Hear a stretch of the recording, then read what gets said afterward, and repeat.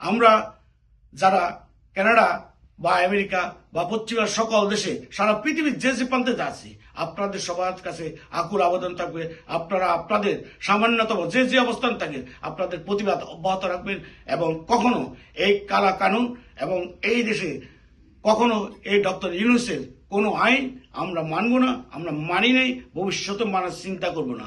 কারণ এই দেশে এখনো বৈধ প্রধানমন্ত্রী বাংলাদেশ জননেত্রী শেখ হাসিনা। সুতরাং এর বাইরে কেউ বৈধতা নেই। অবৈধ লোক কখনো একটা বৈধ লোককে বহিষ্কার করতে পারে না।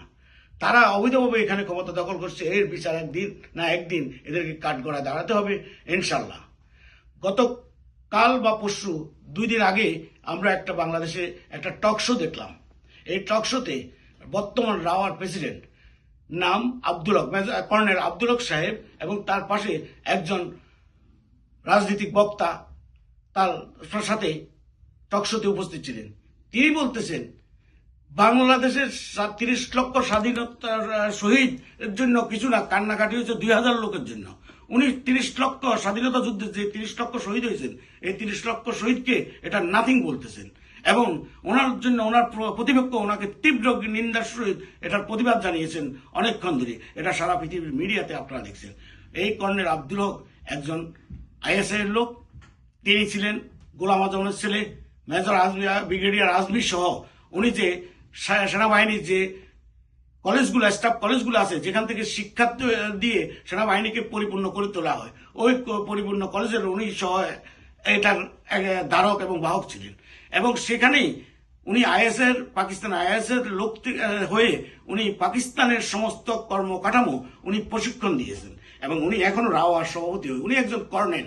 ওনার উপরে মেজর জেনারেল আছে, লেফটেন্যান্ট জেনারেল আছে, বাংলাদেশের কয়েকজন রাওয়ার সদস্য আছেন, কয়েকজন সেনাবাহিনীর প্রধান, কিন্তু উনি কর্নেল হয়ে ওটা দখল করে রেখেছেন। উনি নিজেই এখন এটা জামাতের হয়ে এবং আইএসের হয়ে এই একটা মেটিকুলাস প্ল্যানের মধ্যে উনি জড়িত ছিলেন।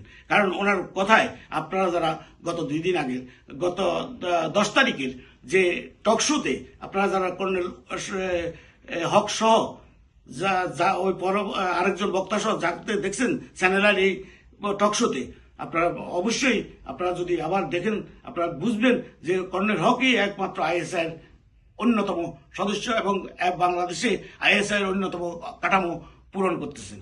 তো আমি আজকে বেশি কিছু বলবো না, আমি শুধু কর্নেল হককে একটা কথাই বলতে পারবো, আপনাদের মতো লোকগুলার কারণে বাংলার মাটি আজ রাজাকারদের দখলে, পাকিস্তান আইএসআই এর দখলে।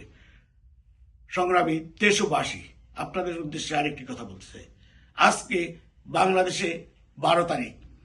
বাংলাদেশে 12 তারিখে আপনারা কি শুনেছেন বাংলাদেশ যে বর্তমান পাকিস্তানের হাই কমিশনার উনি যে প্রেম গঠিত কারণে এখান থেকে বরখাস্ত হয়েছেন, ওনাকে ওনার দেশ নিয়ে গেছে।